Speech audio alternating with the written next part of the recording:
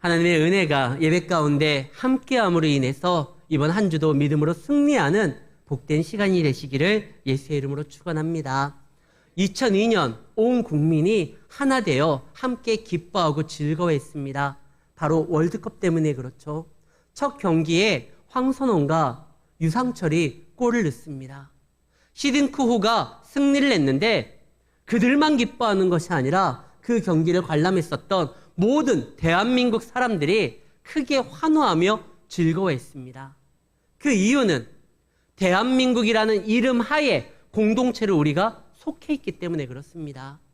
요즘에도 프로야구가 경기할 때 카메라가 이렇게 관중석을 비치면은요, 각기 다른 팀을 응원하는 친구와 연인들이 있는데 똑같은 경기를 보고 똑같은 경기의 내용을 그리고 결과를 보는데 각자 누구는 즐거워하고 누구는 속상해합니다. 왜 그럴까요? 속해 있는 팀이 다르기 때문에 그렇습니다. 내가 응원하는 팀이 이기면 즐겁지만 지게 되면 속이 상하는 거예요.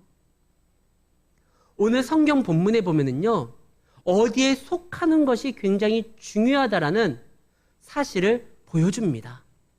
노아의 방주 사건을 통해서 여러분들이 어디에 속하고 어떤 언약에 거하는지에 따라서 우리의 영원한 삶이 결정된다는 거예요. 우리가 노력하고 수고하고 애쓰고 공적을 이루고 착한 선행을 통하여 영원한 생명으로 나아가는 것이 아니라 어떤 언약에 속해 있는지, 그 언약 안에 있는지 밖에 있느냐에 따라서 우리의 생명이 좌우된다는 것입니다. 하나님께서 노아에게 말씀하십니다. 노아야, 너는 방주를 지어라. 왜 노아가 방주를 지어야 되냐면 하나님이 심판을 내리기로 작정하셨기 때문에 그렇습니다. 어느 날 갑자기 하나님이 생각해 보니까 이건 너무나 못된 놈들이어서 내가 저거 한번 쓸어버려야 되겠다, 이 얘기하신 것이 아니라 성경을 응하게 하기 위함입니다. 분명히 하나님이 아담에게 말을 했거든요. 저 선악을 알게 하는 그 나무, 내가 명령하여 금했던 그 나무를 너가 따게 되면 정령 죽으리라. 아담의 범죄는요, 실수가 아니에요. 어쩌다 보니까 일어나게 된 해프닝이 아니에요. 노골적인 하나님에 대한 반항이고 반역입니다. 그것을 먹게 되면 하나님처럼 되고 더 이상 하나님의 지배하에 하나님의 말씀대로 순종하지 않아도 내 마음대로 할 수 있다는 그 생각 때문에 아담이 범죄한 거예요. 그리고 그 범죄의 결과는 죽는 겁니다. 정령 죽으리라.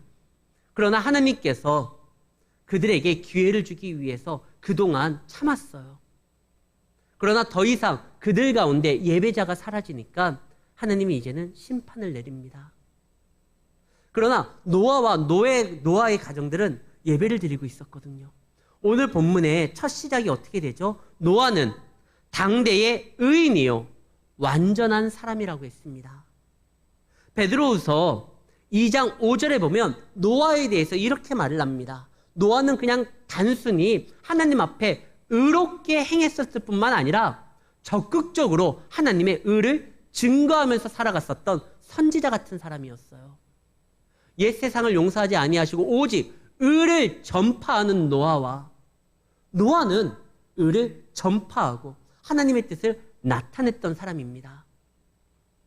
그리고 그는 완전한 자라고 되어 있어요.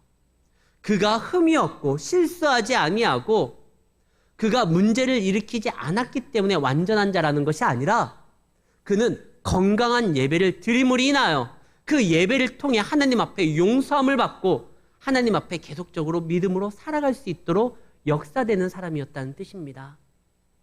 그것을 어떻게 아느냐? 그가 하나님과 동행했다라고 말을 하고 있어요. 9절, 그는 하나님과 동행하였으므로 하나님은 예배 가운데 함께 하십니다. 그가 건강한 예배를 드리고 하나님이 받으시기에 합당한 예배적 삶을 살았기 때문에 하나님이 그와 함께 하셨기에 그가 허물이 많고 문제가 있었음에도 불구하고 하나님이 그의 예배를 통해서 그를 인도해 주셨기 때문에 그가 완전한 자라는 것이에요. 사실 그때 당시에는 의를 아는 것도 어렵고 의를 행하는 것도 어렵고 의를 전파하는 건 더더욱 어려웠던 시대였습니다. 어떤 시대냐? 패역했던 시대, 포악했던 시대, 죄가 관영했던 시대입니다. 근데 어떻게 노아는 이런 가운데서도 의롭게 살아갈 수 있을까? 그 앞절에 그 비밀이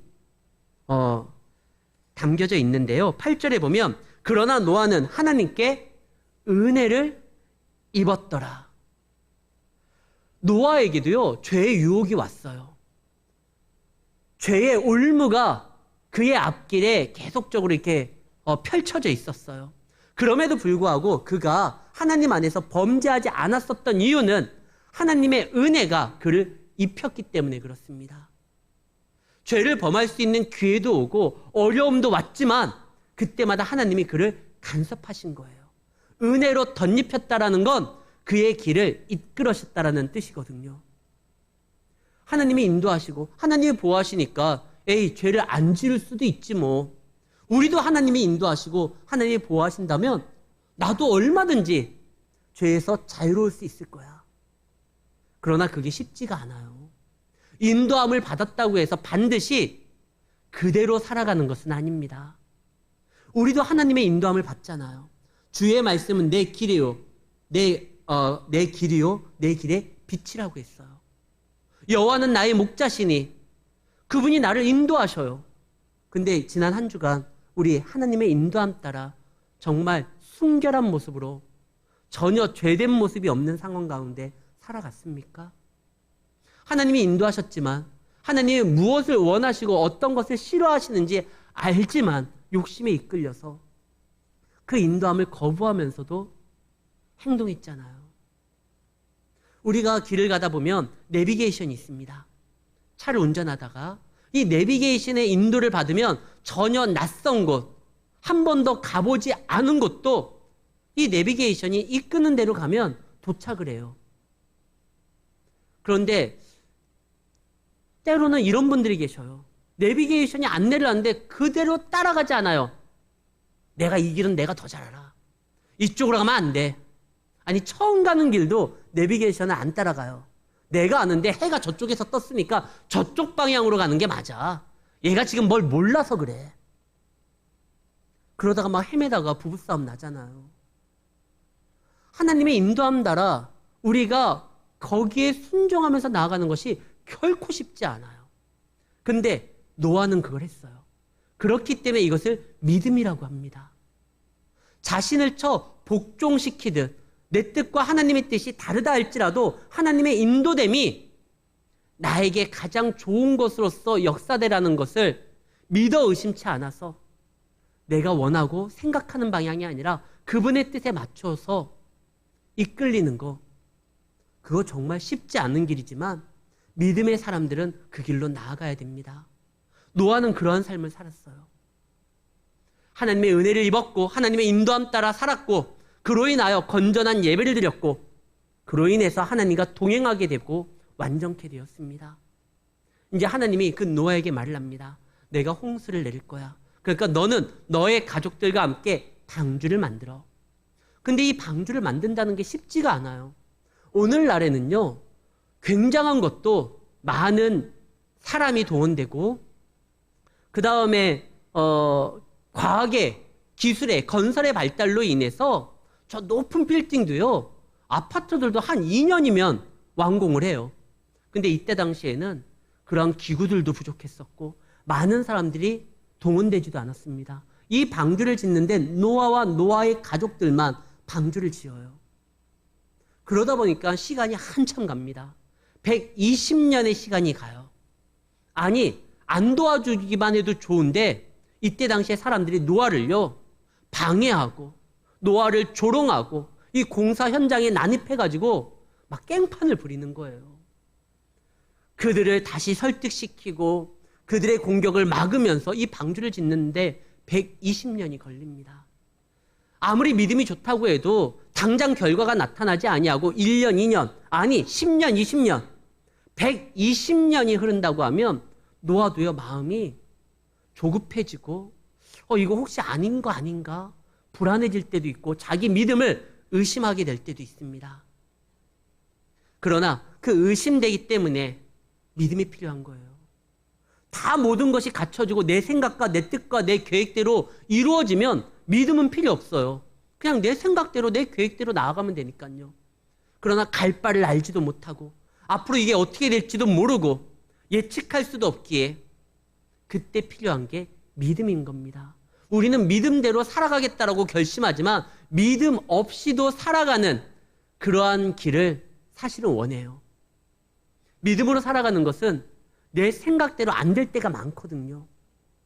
그렇기 때문에 그래도 하나님 나를 맡기오니 당신의 뜻대로 이끄시면 내가 그대로 순종하겠습니다. 이게 믿음이에요.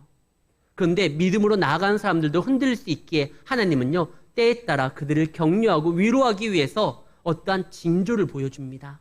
노아에게도요, 이 방주를 짓는 데 있어서 그의 믿음이 흔들리지 않도록 하나님이 징조를 하나 보여줘요. 그게 바로 무드셀라입니다. 그의 할아버지죠. 이 무드셀라가 성경에서 가장 오래 산 사람입니다. 몇 세를 살죠? 969세를 살아요. 이것이 워낙 이분이 유명하기 때문에 우리나라 예전에 그 구봉서, 배삼룡이 이렇게 아이 이름을 지으면서 했었던 코미디 프로에도 나와요. 김수한무, 거북이와 두루미, 거기에 무드셀라도 나와요.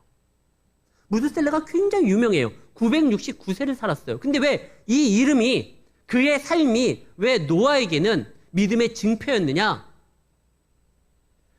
이 무드셀라의 아버지가 바로 에녹입니다. 에녹은 선지자였어요. 하나님과 300년 동안 동행하고 그도 하나님의 뜻을 증거했던 사람입니다. 하나님이 그에게 앞으로 심판이 있을 것을 알려줍니다. 그래서 그의 아들의 이름을 무드셀라, 무드셀라의 이름의 뜻은 이 아이가 죽을 때 심판이 온다라는 거예요. 근데 이 무드셀라가 187세에 라멕을 낳습니다. 그리고 라멕은 182세에 노아를 낳아요. 그러니까 무드셀라와 노아의 나이 차이가 369세예요.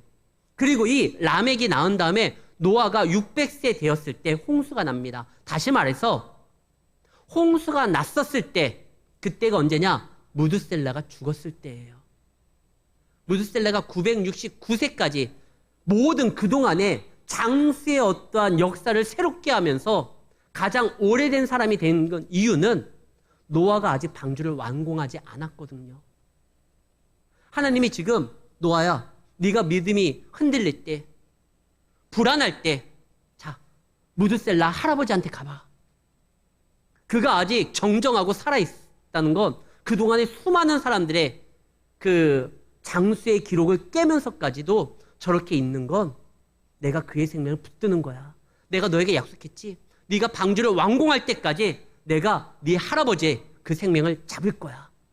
걱정하지 마. 믿음이 의심되면 할아버지를 보면서 다시 한번 새롭게 너의 믿음을 견고하게 세우면서 나아가길 바래. 우리가 그럴 때가 많거든요. 그 세례 요한도요. 세례 요한은 태어날 때서부터 하나님 안에서 주의 길을 예비하는 자로서 삶을 살아가게 됩니다. 그래서 철이 들 때서부터 광야에서요. 그는 주의 길을 예비하기 위해서 거기에서 머물고 생활하면서 주님의 때를 기다렸다가 때가 참에 회개하라, 천국에 가까웠다. 그리고 예수님이 나왔을 때 봐라, 그가 하나님의 어린 양이다. 그래서 그의 길을 예비했어요. 근데 세례 요한도 시험 들 때가 있었어요. 주님이 오셨는데, 자기가 선포했는데 그 주님이 자기의 생각과 달리 빨리 하나님의 나라를 이 땅에 이끌어 오지를 않아요. 내가 지금 잘못한 거 아닐까? 불안할 때. 그때 예수님이 그의 제자들을 통해 가지고 세례 요한의 믿음을 다시 한번 견고하게 세웁니다. 세례 요한에게 전하라. 이사야에 기록됐었던 메시아의 약속들이 지금 나를 통해서 이루어지고 있다는 거. 병든 자가 나고 귀신 들린 자가 해방되고 자유함이 선포되고 하나님의 말씀이 충만케 된 거. 구약의 약속이 이루어졌음을 이야기해라. 그 이야기를 듣고 세례 요한이요 다시 믿음을 지켜요. 그가 비록 그 감옥에서 목숨을 잃었지만 그는 믿음을 지킴으로 인하여 하나님의 영원한 나라에 나아갈 수 있었습니다. 우리가 혹 믿음이 흔들릴 때요, 그거에 대해서 당황하지 마시고 하나님, 내가 연약하오니 아버지여 나에게 믿음을 더욱더 확실하게 알 수 있는 증표를 허락하여 주시옵소서. 내가 다시 한번 이 말씀대로 살아갈 수 있는 용기를 저에게 주시옵소서. 하나님께서 가장 완벽한 표징이 뭐냐? 말씀을 통해서 다시 한번 우리의 믿음을 새롭게 합니다. 믿음이 흔들릴 때 방황할 것이 아니라 오히려 말씀을 듣는 자리에 나와야 되는 거예요. 하나님께서는 노아에게 그로 하여금 확신케 하면서 방주를 짓도록 만듭니다. 실제로 방주를 지었어요. 그리고 그 방주 안에 들어가게 됩니다. 그런데 여기에서 한 가지요. 하나님께서 스스로 자신의 이름을 걸고 이 방주에 속해 있는 모든 자들과 언약을 맺습니다. 18절이에요. 18절. 그러나 너와는 내가 내 언약을 세우리니 너는 내 아들들과 내 아내와 내 며느리들과 함께 그 방주로 들어가고 혈육 있는 모든 것들을 쌍을 이루어서 거기에다 놔라. 그럼 내가 그들을 살리리라. 방주 안에 속해야지만 살아요. 한 가지 질문을 할게요. 이 방주 안에 들어갔던 사람의 총수가 몇 명이죠? 노아와 노아의 아내, 노아의 세 아들, 셈, 함, 야벳, 그리고 며느리들 셋 해가지고 총 8명입니다. 그리고 짐승들이에요. 그래, 노아는 당대의 의인이었고 건전한 예배를 드렸기 때문에 노아와 그의 가족들은 구원받는 거 오케이, 인정하겠습니다. 그러면 그 짐승들은요? 방주 안에 있었던 짐승과 방주 밖에 있었던 짐승의 차이점이 뭐죠? 방주 안에 있었던 곰은요, 마늘과 쑥을 먹으면서 인간처럼 되기 위해서 나름대로 사육도 절제하고 이렇게 뭔가 노력을 했기 때문에 그 심판에서 건짐을 받았고, 방주 밖에 있었던 곰은 성질 더러워가지고 자기 마음대로 행동하고 가축도 사람 죽이고 사람도 잡아먹고 그렇기 때문에 심판당했나요? 아니에요. 방주 안에 있는 곰과 방주 밖에 있었던 곰, 그들이 그 심판날에 구원을 받고 멸망을 당했었던 결정적 이유는, 한 마리는 노아의 언약, 하나님의 말씀이 있는 그 방주 안에 있었다는 거고, 한 마리는 방주 밖에 있었다는 거예요. 그거밖에 차이가 없어요. 우리가 하나님 앞에 구원을 얻는 건 우리가 세상 사람들보다 도덕적으로, 윤리적으로, 아니면은 어떠한 영웅적인 행동을 통해서 사회에 기여한 것이 혁혁한 공이 있기 때문에 구원함에 이른 것이 아니라, 우리는 예수의 그리스도의 거룩한 피의 언약에 속해 있고 저들은 그렇지 않다라는 것뿐이에요. 하나님이 말씀하십니다. 이 피의 언약, 오늘 새벽에 본문이 바로 출애굽기였거든요. 출애굽기의 장로들이 하나님 앞에 나왔었을 때 모세가 피를 뿌리면서 이것은 피의 언약이라는 말이 나와요. 이 피의 언약의 시작은 아벨에서부터 시작됩니다. 그리고 쭉 이어오다가 어디에서 완성이 되냐? 예수님의 피의 언약이에요. 그래서 말씀, 마가복음 14장 24절 말씀입니다. 예수님이 아예 노골적으로 말하잖아요. 이 피는 많은 사람을 위하여 흘리는 피니 곧 언약의 피다. 근데 아벨의 피와 다른 것은요, 아벨의 피는 그동안 그 죄를 해결할 수 없어서 가리웠던 거고, 예수의 이 언약의 피는 우리를 완전히 새롭게 만든 거예요. 그래서 요한복음 3장 16절, 하나님이 세상을 이처럼 사랑하사 독생자 예수를 주셨으니 이 예수의 언약의 피에 속하는 모든 자들은 다 구원함을 이룬다라는 것입니다. 우리가 어디에 속해 있는지가 중요한 거예요. 비록 하나님 안에 속해 있다 할지라도 누군가는요 100m로 쫙 나가는 사람이 있고, 누군가는 겨우 한 발짝 한 발짝 더디게 움직이는 사람이 있어요. 그렇다고 그들을 나무랄 필요가 없습니다. 그들의 삶의 방향이, 목적이 하나님을 향하고 우리의 지향점이 하나님의 뜻에 있다고 하면, 혹 서툰다 할지라도, 비록 좀 이렇게 초라해 보인다 할지라도 그가 세상을 등지고 하나님께로 나아갔기 때문에 우리는 그를 격려하고 위로하고 그들과 함께해야 되는 거예요. 삶의 방향이, 인생의 운명이 달라진 겁니다. 방주 안에 거한 사람들은 다 살았던 것처럼 그리스도의 예수의 보혈 안에 속한 사람들은 살게 되는 거예요. 그런데 여기에서 한 가지 우리가 이런 얘기를 할 수가 있어요.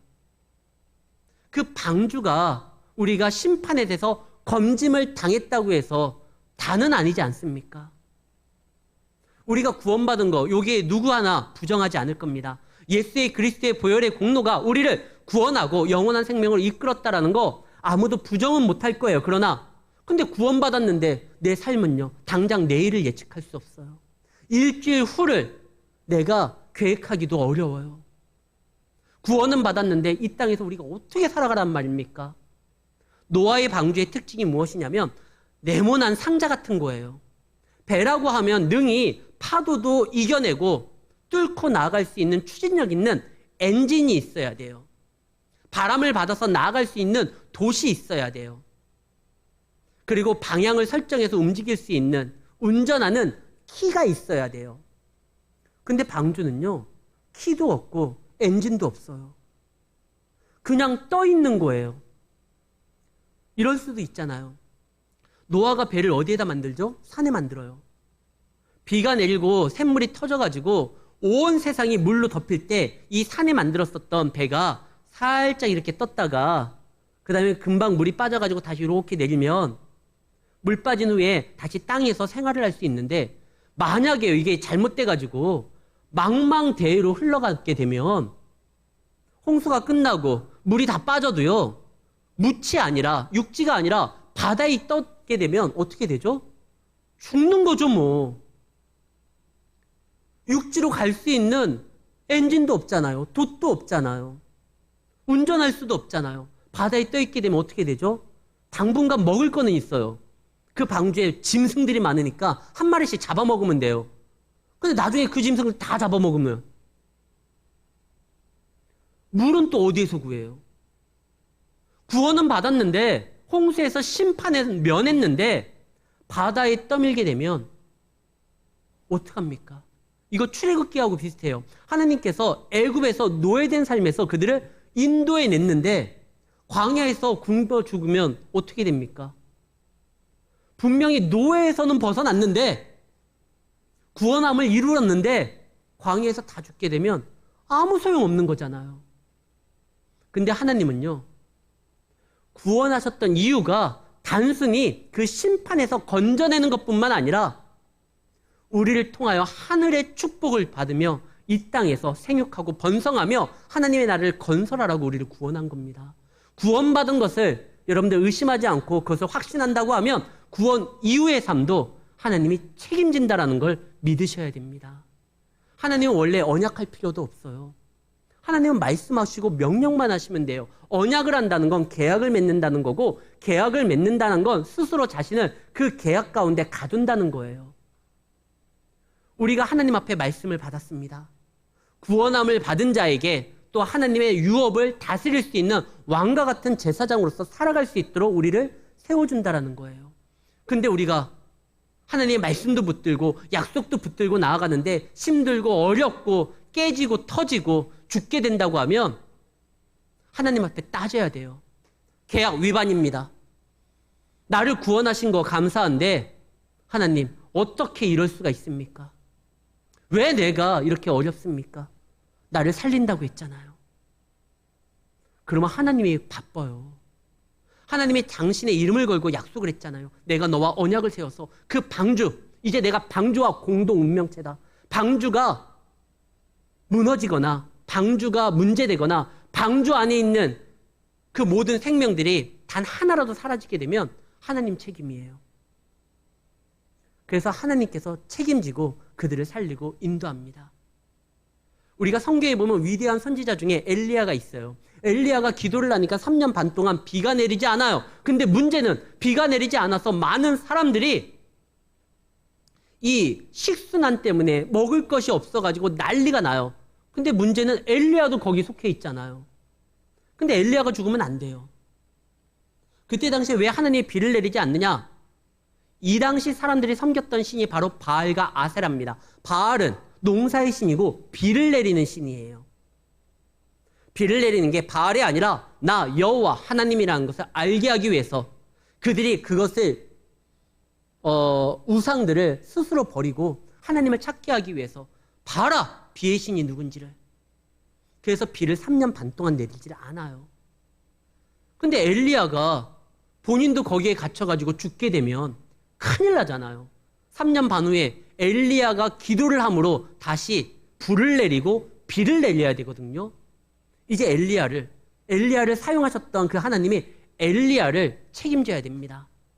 그래서 엘리야가 시냇가에 가가지고 물을 먹는데 물만 먹고 살 수 없잖아요. 그래서 그때서부터 어떻게 되냐? 우리나라가 배달의 민족이 아니에요. 이때 당시에 벌써 하나님이 까마귀를 통해 가지고요, 지정 배송을 통해서 엘리야에게 먹을 것을 갖다 줍니다. 엘리야가 굶어 죽으면 큰일 나게 되는 거예요. 야, 까마귀들. 그래서 까마귀들이 막 계속 날르는 거예요. 그래서 엘리야가 거기에서 삽니다. 근데 그 물이 말라버려요. 까마귀가 막 먹을 것을 갖다 준다 할지라도 물이 마르면 어떻게 됩니까? 그때 하나님이 말씀하시죠. 사르밧으로 가라. 거기 가가지고 한 가정이 들어갑니다. 근데 그 가정이 넉넉한 가정이 아니었거든요. 근데 엘리야 때문에, 엘리야가 살아야 되기 때문에 그 가정이 복을 받아요. 하나님은 지금 엘리야를 쓰시려고 하고 엘리야를 통해서 당신의 위대함을 드러내고 나타내려고 하기 때문에 엘리야는 죽으면 안 돼요. 그렇기 때문에 엘리야를 지키고 보호하고 이 엘리야를 영접했던 그 가정까지 복을 받게 만들어요. 요셉도 마찬가지입니다. 하나님은 요셉을 통해서 큰 일을 준비하고 계셨어요. 그래서 요셉에게 비전을 보여주셨잖아요. 양식에 관련된 우주적인 어떠한 사건이 요셉을 통하여 해결될 겁니다. 그러니까 요셉이 죽으면 안 돼요. 그래서 요셉 때문에 요셉을 품고 있었던 보디발의 가정이 복을 받은 거예요. 요셉이 속해 있었던 그 감옥의 간수들이 복을 받은 거예요. 왜? 요셉을 살려야 되기 때문에요. 하나님이 우리를 반드시 살립니다. 우리를 죽이려고, 노아를 죽이려고, 망망대해에서 죽게 만들려고 끄집어낸 게 아니에요. 그를 통해서 생육하고 번성하게 하고 예배를 이어가서 여자의 후손이 다시 이어나올 수 있도록 그렇게 사용하려고 노아를 건진 거예요. 예수님께서 하늘보좌를 버리고 이 땅에 오셔서 저주받은 저 나무에 십자가에 달려 죽은 이유는 단순히 우리를 구원하고 영원한 생명만 주는 거, 그걸로 끝이려고 그거 하신 거 아니에요. 우리를 통해 하나님의 나라의 유업을 받고 이 땅에 하나님의 나라를 건설하라고 우리를 부르신 겁니다. 예수 믿는 자의 삶은 하나님이 책임져요. 만약에 우리가 문제가 생기면 하나님 잘못이고 하나님은 거짓말장입니다. 그래, 어디로 갈지 모르고 추진력이 없는, 엔진이 없는 그런 배에 있다고 해도 걱정 마라. 광야에도 길을 만들고 바다에도 길을 만드는 나 여호와가 너와 함께 할 것이다. 하나님이 언제 가장 속상했었죠? 광야에서 하나님을 오해했었던 백성들. 차라리 우리를 애굽에서 죽게 하지, 애굽에서 건져내서 광야에서 다 죽게 하는구나. 그러면서 하나님을 원망할 때 하나님이 얼마나 마음 아파합니까? 야, 내가 너희들 죽게 하려고 10가지 재앙까지 막 보여주면서 건져냈겠냐? 바다에 막 홍해를 갈라서 너희들 인도해냈겠냐? 너희들 죽게 만들려고 한 거 아니야. 예수님의 보혈의 공로로 우리를 구원하신 건 여러분들 이 땅에서, 이 세상에서, 여러분들이 살아가는 그 가정에서, 사회에서 죽으라고 우리를 보내주신 게 아니에요. 우리를 통해서 당신의 큰 일을 행하기 위해서 우리를 구원하시고 건져내신 것을 기억하셔야 됩니다. 이때 우리가 해야 될 건 아멘, 주 예수여, 주의 말씀을 붙드는 거예요. 노아를 보십시오. 22절입니다. 노아가 그와 같이 하여 하나님이 자기에게 명하신 대로 다 준행하였더라. 그는 하나님의 말씀에 순종했어요. 그리고 그를 믿기 위해서 다 바칩니다. 방주가요, 창도 없어요. 뭐만 있냐? 저기 위에 천장에 항규빗으로 인해서 이게 순풍구 같은 거예요. 지금 노아와 그 가족들이 배에서 뭐 했겠어? 노아의 일과입니다. 노아는 아침에 일어나서 일단 짐승들 밥을 먹여요. 청소를 해요. 점심이 됐죠? 식사를 해요. 오후 시간 밥을 먹여요. 그리고 또 청소를 해요. 그 다음 날입니다. 밥을 먹여요. 청소를 해요. 이거 1년 동안 하고 있어요. 근데 노아가 그것만 했을까? 아니요. 딱 하나 저기 뚫려있는 천장 있잖아요. 그 안에서 노아는 노아의 가족들과 함께 하나님을 의지하는 예배를 드립니다. 자꾸 하나님과 자신을 가깝게 하려고 해요. 왜 하나님이 저기에만 창을 2개 있느냐? 세상은 봐봤자 살아있는 모든 것은 방주에 있어요. 다 죽어있는 것만 있어요. 지금 심판 때문에. 세상에 마음 둘 필요도 없고 저것을 사모할 필요도 없다. 오직 너희가 이 안에서 나만 바라보고 나아가면 때가 참에 이 방주문이 열릴 때가 있습니다. 1년 후에 열리죠. 그때는 세상에 나아가 자기가 1년 동안 하나님만 바라보면서 채웠었던 그 은혜를 세상에서 나눠야 되는 거예요. 그러기만 하면 하나님께서 그의 삶을 책임집니다. 무엇을 먹을까, 무엇을 입을까 염려하지 마라. 여러분들을 구원하신 그 하나님이 여러분들을 책임집니다. 노아를 책임짓듯이 하나님께서는 여러분들의 삶을 책임집니다. 왜? 자신의 이름을 걸었거든요. 방주 안에 거하며 예수 그리스도의 이름 안에 거하며 내가 너희의 삶을 책임지겠다. 세월호의 그 선장은 나쁜 사람이에요. 배가 침몰할 때 그 배 안에 수많은 사람들이 있었지만 배와 같이 운명을 하지 않았어요. 거기 있는 사람들을 책임지지 않고 혼자 빠져나왔습니다. 그러나 우리의 하나님은, 우리의 인생의 선장 되신 하나님은요, 그런 책임 없는 사람이 아니에요. 자신의 이름을 걸고 우리와 자신을 동일시하면서 움직이시는, 역사하시는 하나님입니다. 그 하나님으로 항상 주 안에서 그분께 맡기고 그분께 의지함으로 그분이 우리의 삶을 책임집니다. 어떻게? 우리에게 지혜를 주시고 우리에게 길을 열어주시고 우리에게 기회를 허락하여 주시고 만남을 허락하시고 상황을 움직이심으로 인해서 우리로 하여금 이 난관과 어려움을 헤쳐나아갈 수 있도록 주님께서 역사하십니다. 말씀 안에 답이 있고 그분의 손에 능력이 있음을 기억하시고 주님으로 인하여 승리하는 우리 성도님들이 되시기를 예수의 이름으로 축원합니다.